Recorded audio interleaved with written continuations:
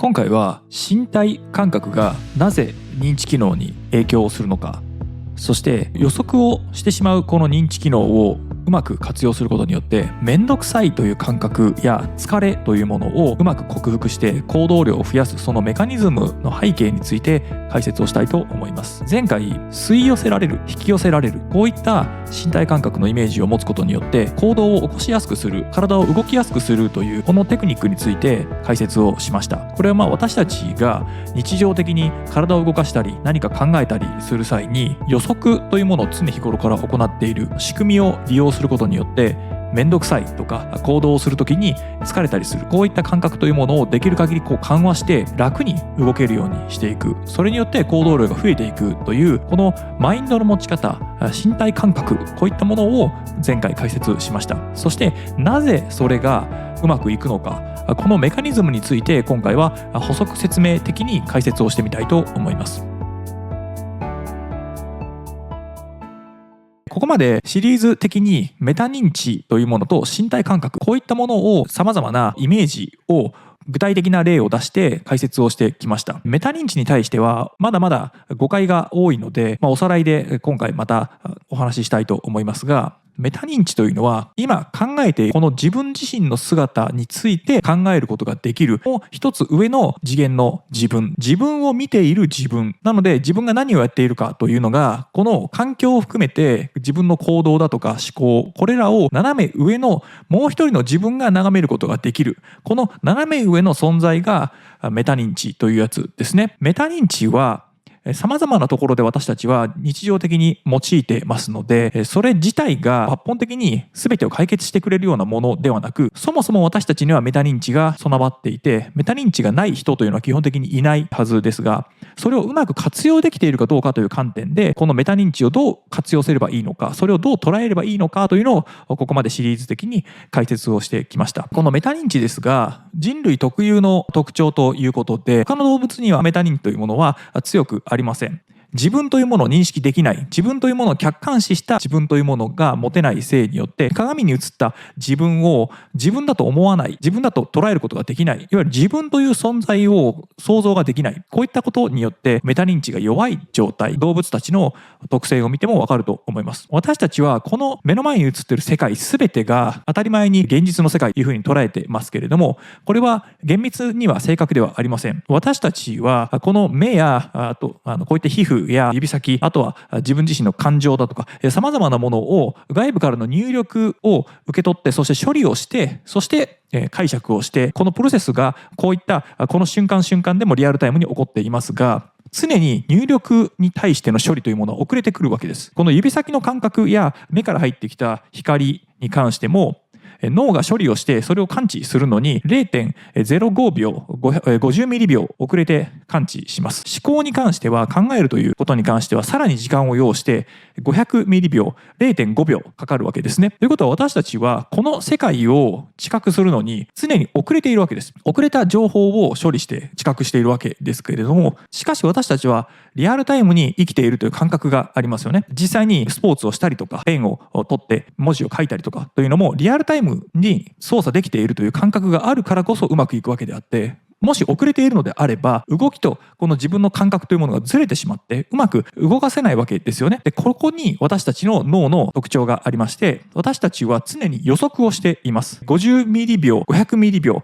この間で予測をすることによって先に脳がその予測した結果というものをまるで映画のスクリーンのようなところに投影を先にしてしまって、そして実際の現実からのフィードバック、指から入ってくる刺激だとか目から入ってきた光、ここにズレがあった時だけ修正をしていくということを行うわけですね。なので私たちは慣れ親しんだことはそれこそその対象物を見なくてもできたりします。目を開けて対象物を見て、そして目を閉じて顔を別の方向に向けたとしてもそこにあるペンを持てたり、歯を磨くということもその歯ブラシを別にじっと見なくても、ほとんど自動的に無意識のうちに歯磨きができたりするわけですね。これらはもう十分な予測のモデルというものが脳の中にすでにある。習慣化されたものは特にそうですが、十分に予測の精度がもう高いので、私たちはその予測だけを用いても十分に体を動かしたり思考したりすることができるということになります。ということは、私たちはこの世界のありのままを見ているというよりも、脳が予測をもとに作り出した映画のスクリーンを眺めているにしか過ぎないということですね。これを今までのエピソードの中では、私たちは一生出れない映画館のスクリーンの前に座らされた観客で、そして私たちはそのスクリーンに映った映像を見て、それが現実だと思ってそこに対して何か働きかけをしようとしているにしか過ぎないと。実際にはその映画のスクリーンの先にある映像は、私たちの脳が事前に作ってしまったもの、予測を流しているにしか過ぎないので、それに対して何か作用をさせようとしたところで、ほとんどの場合はうまくいかないということですね。大事なのは、その映画のスクリーンに投影をしている投影機の側、こちらは私たちの潜在意識、私たちが意識的にはコントロールしにくい領域、ほとんどが自動化されている、勝手に処理をしてしまう領域、ここから実は投影されているわけですね。私たちはこの一生出れない映画館の中の観客というふうに考えると、この投影機の側が重要なので、目の前にあるスクリーンに映っている映像自体が重要なのではないと、そういった比喩というものを今までのエピソードの中で何度か取り上げて解説をしてきました。まずこの状態がまずイメージできるかどうか。これはイメージできるというのは、身体感覚としてそのような状態をイメージできるかですね。なので本当にここにスクリーンがあるように感じられる、そして背中に投影機があるというイメージができて、それが自分の体の身体感覚が変化してくるという、この状態にまで持ってこれた。こうなるとメタ認知が効いている状態というふうになります。自分のことを客観視している状態ですね。これは自分という存在と自分が置かれているこの状態、シチュエーションだとか、この世界というものをどれほど広くその範囲の中に含めることができるか、それによってこのメタ認知の広さというものもどんどんと拡大したり、逆に狭めたりということもできるわけですけれども、しかしこの映画館の中のスクリーンの前に座っている観客である自分自身にまでその範囲を狭めてしまうと、そうなるともはやメタ認知は効いていないことになります。観客になってしまうわけですけれども、その観客であるあなたは自分のことを観客だということにも気づかない、観客であることを忘れてしまうといった状態、これは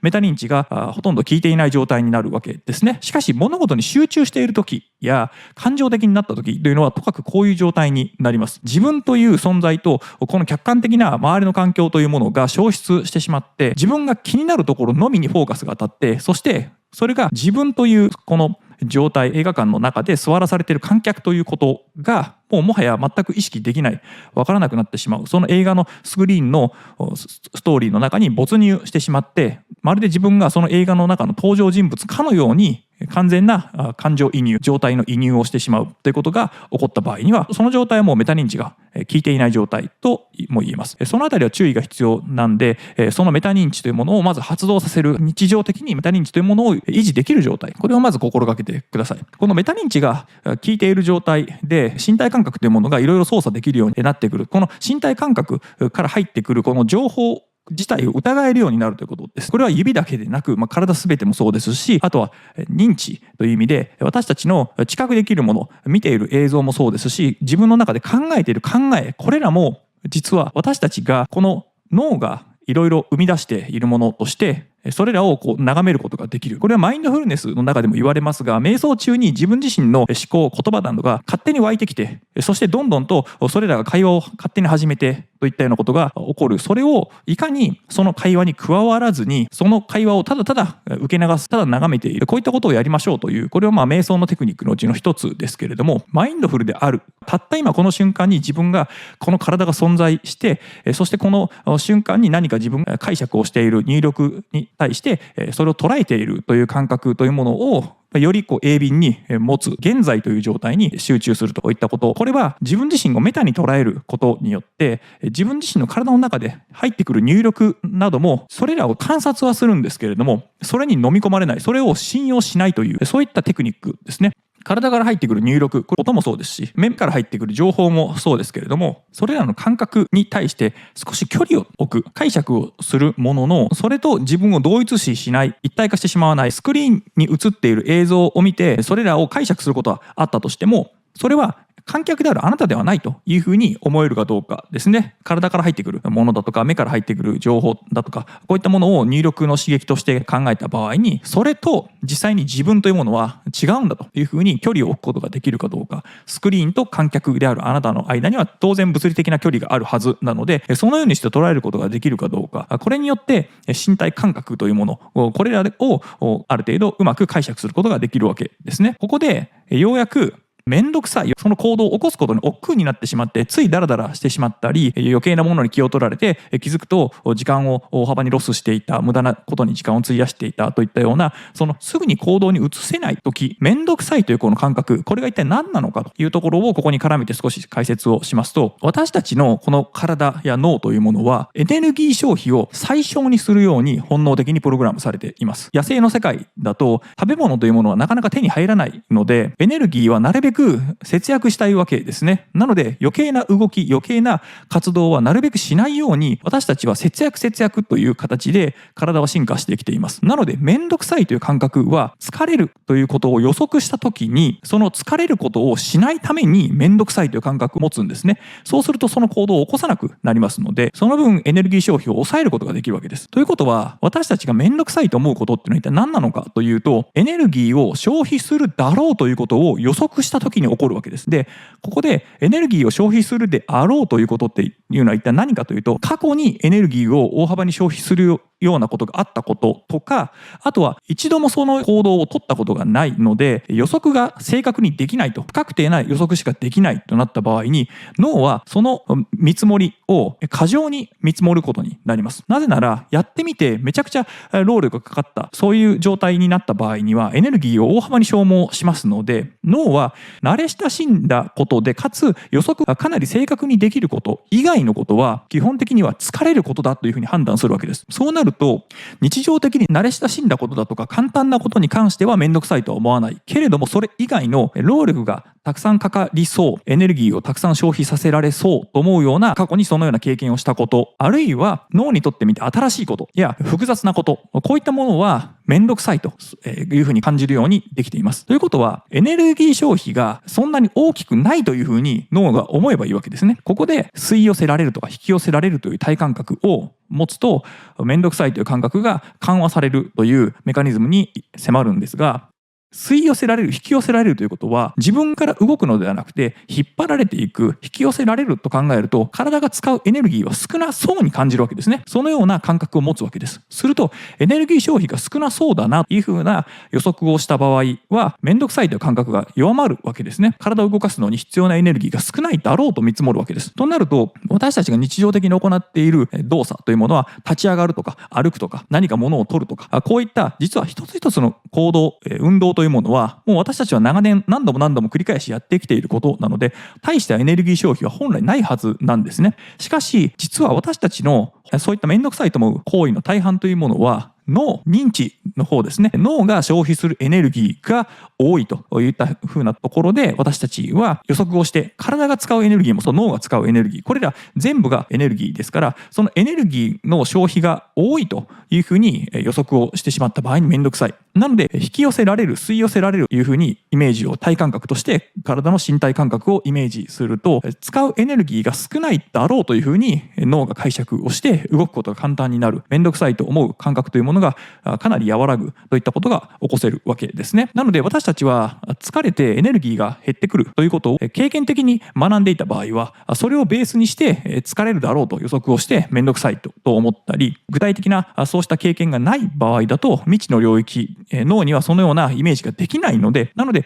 イメージができないことに関してもめんどくさいという、そのように処理するようになっています。エネルギーが減ることを予測した場合は、私たちはネガティブなマインドになります。それが怒りだったり悲しみだったりするわけですけれども、エネルギーが増えるということを予測した場合にはポジティブになります。それが楽しいとか嬉しいとかといったような、そういった感情というものにラベリングされるわけです。私たちは情動というものを持っています。この情動に関しては、ネガティブになるかポジティブになるかということは、私たちのエネルギー収支の予測に基づいているわけですね。なので私たちは常にこの体のエネルギー収支というものをずっとモニタリングしていて、そして予測をしているわけです。なので、ここから先、エネルギーが減りそうだ、エネルギーを消費しそうだと思うとネガティブな気分になり、そしてエネルギーが増えそうだ、あるいはエネルギー消費が抑えられそうだというふうになるとポジティブな気分になるといった形で、この情動というものが私たちのこのエネルギー収支の予測を表しているわけですね。なので、もし皆さんがイライラしてきたり、悲しい気分になったり、どこかネガティブな気分になってきたら、皆さんの脳は今からその先はエネルギーが減るというふうに予測しているというふうに解釈してもらえれば、行動の取り方、その対処の仕方は少し変わってくるかと思います。ポジティブシンキングといって、今現状に起こっていることをポジティブに言い換えましょうと、ポジティブな見方をしましょうというふうにして解釈を変えるというのも一つの手なんですけれども、その際にポジティブになりきれない、ポジティブではないというふうにいくら言い換えをしたとしてもならない場合であれば、それはエネルギー収支が減るというふうに考えている、予測している脳に対して、エネルギー収支としてそんなに減らないですよ、エネルギーはそんなに消費されないですよ、逆にエネルギーがむしろ増えますよというふうな解釈ができるような捉え方というふうに置き換えることによって、その感じ方、情動がネガティブからポジティブに転換することも可能です。しかしもう十分にエネルギーがない状態で、本当にエネルギーが枯渇している場合には、気分をポジティブにするというのはその状態だとかなり難しいので、まずはエネルギーを投入するということで、食べるなり睡眠をとるなりして、体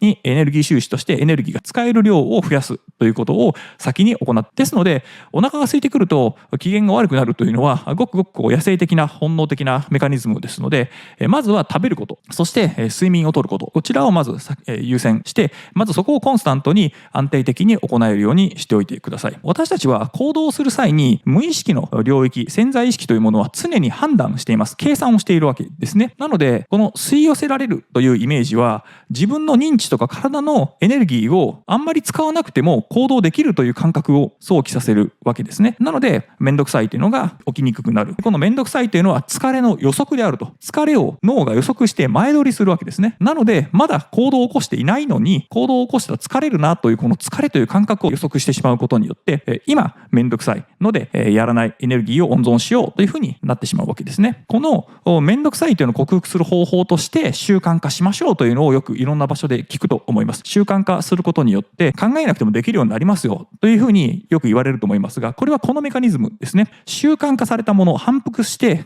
何度も何度も行っていくことというのは、どれぐらいの労力を費やすのかというのが見積もりが正確になってきますよね。なので見積もりが正確になるということは、これぐらいの労力、これぐらいのエネルギーを使えばいいんだということを脳がある程度分かってきますので、そうなるとその領域に関して行動を起こすとき、これぐらい疲れるだろうという見積もりがある程度分かりますので、なのでめんどくさいという感覚が鈍るわけですね。めんどくさいというのが少し抑えられるわけです。しかし新しいことをするとか慣れてないことをするとなると、これぐらい疲れるだろうというその見積もりをより多く過剰に見積もることによって、実際行ってみればかなり小さいにもかかわらずかなり大きいというふうに事前に予測してしまうことによって、めんどくさいとなってやりたくないという、気分的にそれをやろうというふうにならない、行動を起こしづらいということが起こるわけですね。なのでそれを緩和するのに習慣化というメカニズムというのが効くということになります。なので潜在意識でやれるということは認知的負荷が小さいので、私たちの脳がいちいち考えなくてもいいという意味においてもエネルギーを節約できる、めんどくさいという感覚が起こりにくいということになります。脳の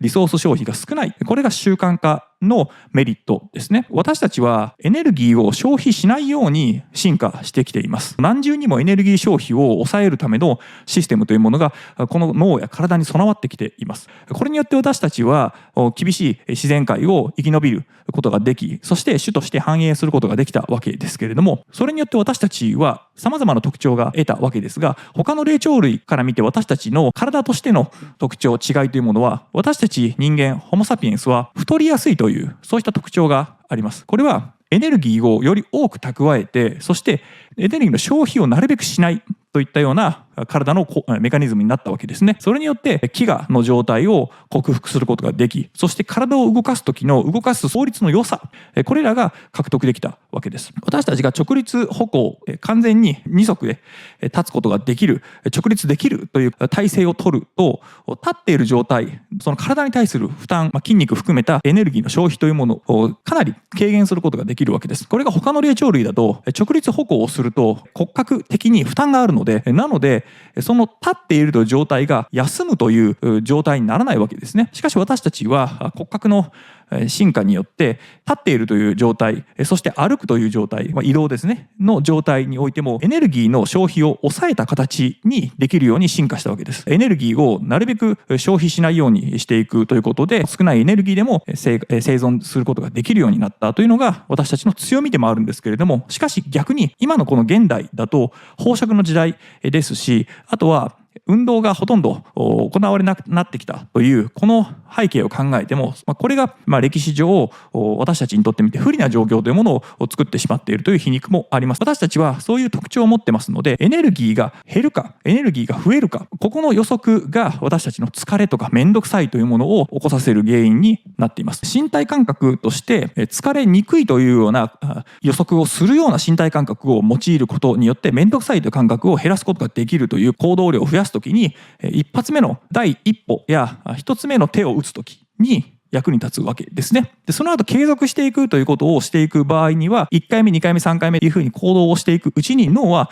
そこからもまた学習をして、これはそんなに疲れることでもないなと、っていうふうになると、めんどくさいという感覚がだんだんと効いていきます。これが行動をし始めると、あとはもう考えなくてもどんどんとできるようになる。やる気が出てから動くんではなくて、まず行動をしてて、そうすれば勝手にどんどんとその行動を続けられるようになるので、モチベーションというものは後から上がりますよ。こういったメカニズムにつながるわけですね。なので、めんどくさいというのは、これは言い換えれば気のせいなわけです。めんどくさいというのは疲れを予測しているので、実際の疲れなのではなくて予測ということは、そのめんどくさいという感覚は脳が作り出した錯覚な気のせいなわけです。なので、吸い寄せられる、引き寄せられるというこの感覚を自分自身で身体感覚として持った場合、これも錯覚なわけですけれども、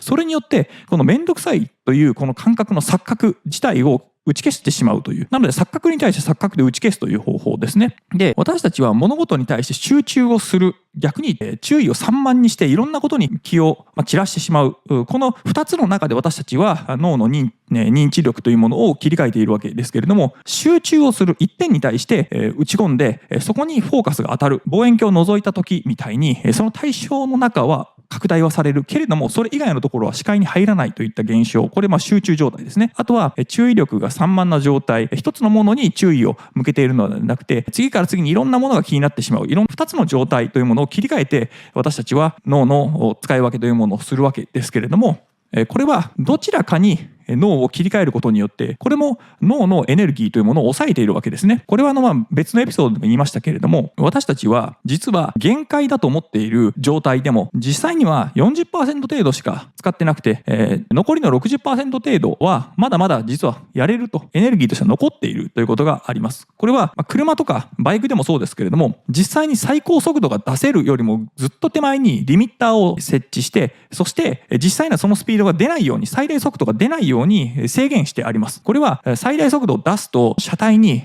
大きなダメージがありますので、実際にはそれだけの速度を出せるけれども、余裕を持ってその手前でリミッターをかけておくということによって、その車体の安全性や耐久性というものを高めておくわけですね。これは私たちの体もそうで、エネルギーを全部使い切ってしまったら死んでしまいますので、そのかなり手前でリミッターがかかるようになっています。なので私たちは実際には疲れたなと思っていても、ほとんどのエネルギーはまだ全然残っているわけですね。かなり早めに疲れたなとかもう限界だなと思うことによって、かなり安全に私たちが生存できるようにというふうに私たちの本能がそのように抑えつけるわけです。ですので私たちのリミッターというのはかなり手前にあります。かなり低いラインにあります。疲れたな、めんどくさいなと思っているのはリミッターをもっと下げることになりますので、実際には行動するための認知リソースにしても体のエネルギーにしても十分あるにもかかわらず、行動ができない、動けないというのはリミッターがかなり低いところに出てきてしまっているという現象になります。なのでいかにこのリミッターをもうちょっと先にするか、全てのエネルギーを使って死んでしまうというのは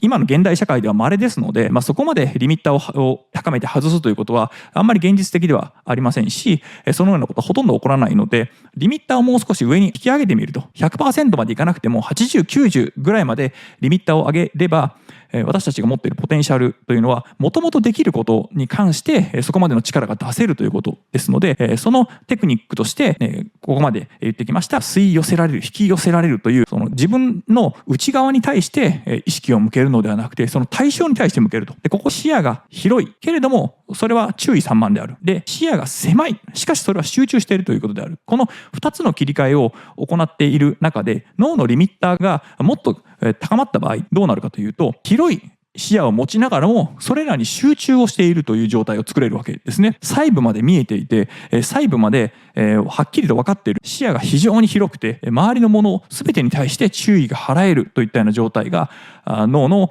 リミッターを上げると見えてくる、そのようなエネルギーの使い方ができるわけですね。仕事をする際にもこの状態を応用してどのようにして仕事を進めればいいかとなると、皆さんデスクワークもしされているのであれば PC のキーボードに対して手が吸い寄せられる。そして見ているモニター、ディスプレイの方に自分の体や意識というものがそこに吸い込まれていく。そしてさらにそのディスプレイに映っているデータとか情報だとか、こういったものに対して集中するのではなくて、そのデータが何を意味するかという、その映っている情報の向こう側の世界、向こう側の空間の広がりですね。そちらの方に自分が吸い込まれていくと。このディスプレイに映っているデータだとか情報というものに対してただの数字の列挙ではなくて、裏にある奥深い世界の中に自分が没入していくことによって理解の速さや物事の捉え方というものが広がっていくわけですね。そのようにして私たちは自分の脳の中の持てる空間の認識だとか状況の把握というものを、その活動を上げられるわけですね。エネルギーに対してどれぐらい脳が活動すればいいのか、エネルギーを使ってもいいのかというそのリミッターを上げることによって脳がフルに活動することができれば、そのように捉えることができるわけですね。これがいわゆる身体感覚というふうに私がここまで言ってきているのは、私たちはこの体を用いて予測をしているので、なのでこの予測というのは本能的な予測なわけですね。ペンを持ってカレンダーやあるいはガントチャートにプランみたいなことを書き出したとしても、それは計画であって本能的な予測とは違うわけですね。本能的な予測の方をいかに錯覚として引き起こせるかどうか、この場合にその身体感覚というものを用いるとうまくいくわけですね。紙の上での計画というものと、私がここまで使ってきた予測という脳の仕組み、本能的に行っている脳の仕組み、実際にはこの紙の上で書いた計画というものは、それに対して脳が何か本能的に潜在意識を使って何かやってくれるということはほとんどありません。なので紙にカレンダーにいくら期日を書いたり、ここまでにこれをやるんだということ、意気込みを書いたとしても、身体感覚が伴わない場合は潜在意識はそれを実現しよう、実行しようというふうにはなかなかなりません。なので組み合わせとして自分の目的とか目標とかを計画としてカレンダーやガントチャートに書いた後に、さらに身体イメージとしてその成功に対して自分の体が引き寄せられていく。脳の認知機能というものが対象に対して吸い寄せられていく。そして自分が行おうとする行動、第一歩目ですねの行動に対して自分の体が吸い寄せられていく。キーボードに指が吸い寄せられていく。ディスプレイに自分の脳が吸い寄せられていく。こういった身体感覚を持つことによって予測の力というものを使う中で、本能的な予測ですねを使うことによって自分がやろうとすることの行動のめんどくさいとか労力がかかるというこの一発目のアクションの認知的な負荷というものをかなり下げることができるということによって行動力が増える。そして集中力が増す。そして集中力も狭い集中ではなくて広い集中というものを引き出すことができるといったことで、私たちの持っている体や脳、全て一つにつながってますので、それらのエネルギー消費の量というものを引き上げることができるというわけですね。もう飢餓の時代ではなく、エネルギーが1日で完全に枯渇してしまうというようなことでもしない限りは、簡単には私たちは餓死しません。にもかかわらず私たちの体というものはかなり手前でリミッターがかかってしまうことによって、消費しきれないほどのエネルギーをどんどん取ってしまって肥満になってしまったり、それによって不健康になってしまうということが起こるわけですね。そして私たちのポテンシャルは開花しないまま、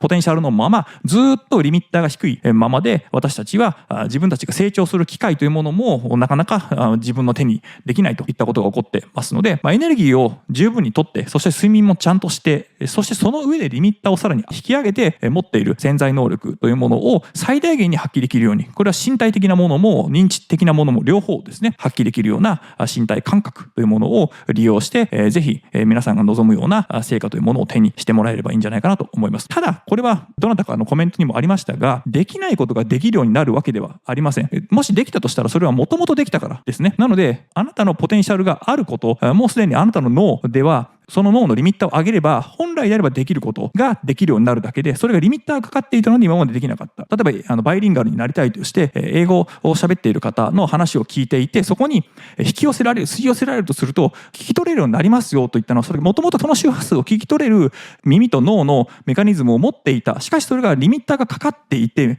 聞こえているのに聞こえていないと脳がそのように解釈をうまくしなかった。これがリミッターがもう少し上がって、もう少しはっきりと聞き取れるようになるということですね。なので、英語全くわからない、英語に今まで触れたことがないという人が、この引き寄せられる、吸い寄せられるというアドバイスを聞いてそのようにしたとしても、それでまるでネイティブのように英語のままそのまま聞き取れて解釈ができるんだといったいう意味ではありません。限界を突破するという意味ではありません。そもそも今皆さんが自分が限界だと思っているものが、リミッターがかかっているところ 40% 程度のことを皆さんが限界だと思っている、自分の実力だと思っている、これを 100% 近くまで引き上げれば、本当はもっといろいろできる、本当はもっと皆さんの持っているポテンシャルで、その能力というものはもっと本当はできているはず、すでにその能力を持っている。しかし、その限界というものを自分で低く設定してしまっている、脳が無意識のうちにそのようにしているせいによって、そのような能力が出せない、それを引き出すようにしましょうというだけですので、なのでできないことができるようになるではなくて、もともとできたことができるようになるという、そういうことですので、引き寄せられる、吸い寄せられるという身体感覚を持つことによって楽に行動ができる。これはもともとできることですから。そしてそれによって行動量が増える。で、行動量が増えればトライして脳が学ぶ、新しく学習するというその機会も増えますので、なので成長するスピードが上がるわけですね。これが身体感覚というものによって皆さんの潜在能力というものが発揮できて、リミッターを引き上げて限界近くまで発揮する。それを何度も繰り返すことによって効率よく、そして効果が高く学習し成長することができるということですね。できないことができるようになるではなくて、皆さんが前進する、成長していく、そのスピードを上げるためにこの身体感覚というものを活用してもらえればいいんじゃないかなと思います。私の著作超える技術、まだ読んでない人は Amazon でポチって買って読んでいただければと思います。他にもいくつか本を書いてますので、もし気に入ったものがあれば買って読んでいただければと思います。本日もお疲れ様でした。